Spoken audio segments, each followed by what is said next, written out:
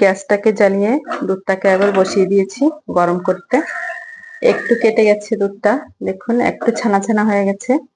এবার এটাকে পুরো ছানা করতে আমি এর ভিতরে দিয়ে দেবো একটা, দেখুন এগুলো পাথরের টুকরো নয়, এগুলো হলো আপনার ফিটকারি। তো আমি এক পিস ফিটকারি দিয়ে দিচ্ছি এর ভিতরে, তাহলে দুধটা ভালোভাবে ছানা হয়ে যাবে। খালি উতরে আসা পর্যন্ত দেখুন যে কত সুন্দর ছানা হয়ে যাবে। আপনারা চাইলে এটাকে লেবু দিয়েও করতে পারেন। তো দেখতেই পাচ্ছেন বন্ধুরা, আমার ছানাটা প্রায় হয়ে আসছে, দেখুন কি সুন্দর ছানা হয়ে গেছে। এইবার একটা বাটির উপরে ছাঁকনি রেখে আমি এই ছানাগুলোকে জল ছেঁকে নেব। আর একটু জিরে দিয়ে দেবো, সাথে দিয়ে দেবো একটা শুকনো লঙ্কা।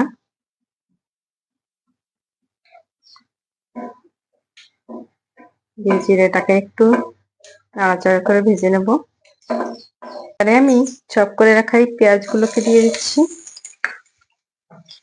পেঁয়াজটা একটু হালকা নাড়াচাড়া করে ভেজে নিতে হবে। দিয়ে দেবো গ্রেট করে রাখা গাজরগুলো।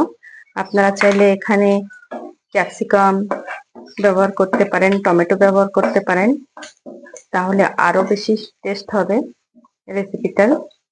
তো আমি এখানে গাজর, পেঁয়াজ আর কাঁচা লঙ্কা দিয়ে রেসিপিটা করছি।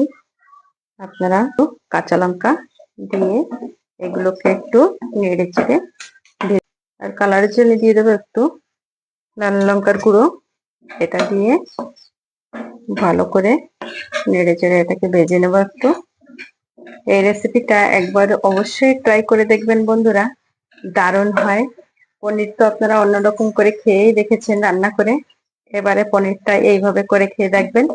পনির ভুর্জিটা দারুণ খেতে হয়। এটা হয়ে আসছে, এইবার সেই ছানাটা আমি এখানে অ্যাড করছি। সুন্দর করে নাড়াচাড়া করে এটাকে ফ্রাই করে নিতে হবে। যত সময় এর জল জলে ভাবটা থাকে ততটা সময় ফ্রাই করে নিতে হবে। যখনই দেখবেন বাচ্চারা বায়না করছে না খাবার, তখন পনিরটাকে এরকম করে ভুজি করে দেবেন। দেখবেন বাচ্চারা খেতে খুবই ভালোবাসে আর চটপট করে খাবারটা খেয়ে নেবে। এরকম পনির ভুজিটা করে দেবেন বাচ্চাদের, তো বাচ্চারা খুব ভালোবাসে এই পনির ভুজিটাকে, আরো দ্বিগুণ বেড়ে যায়। তার জন্য এই ধনেপাতাটা দিয়েছি। কি দারুণ হয়েছে দেখুন আমার পনির ভুর্জিটা। কেমন লেগেছে আমার ভিডিওটা প্লিজ কমেন্ট করে জানাবেন, লাইক শেয়ার কমেন্ট করবেন।